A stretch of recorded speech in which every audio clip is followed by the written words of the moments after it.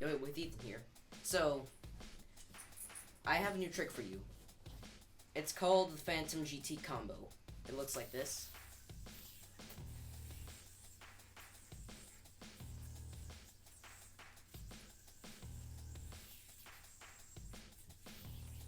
So, what you want to do is, you want to get into do your Phantom GT. This is a trick that I've taught on my channel before, so if you haven't seen it, go check it out now. I'll leave a link in the description. So, once you're there, you'll want to take this upper part of this green triangle and grab it with your throw hand, so that it has a kink right here. Anyways, after you've done that, you'll want to bring this string forward a bit, and then hop the yo-yo onto that string.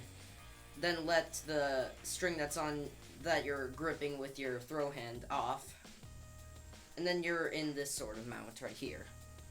This sort of twisted sub-mount sort of thing. And then you'll want to bring your non-throw hand under, and then you're in another GT. So that's the second of the 3 GTs we have in this combo. So just bring it here, catching the yo-yo on that string, and then we have a green triangle. Now, from here, we want to dismount out the back, but you do not want to drop this loop right here. It's kinked, we need it. We need that.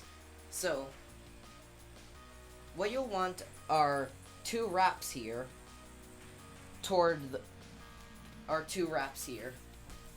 So, basically, if you were to roll your hand backward like this, and then end up in the same position, that's what you should be in right now. And then, you'll want to, so the string that your pinky's closest to in this form, that's the string you'll want to be putting your yo-yo on. So, let me just get there. Now, you'll want to just throw the yo-yo onto that string. And I have a tip for you if you're having trouble. So, with the yo-yo, you know the yo-yo is plain, right? You'll want this loop to be on that same sort of on that same plane.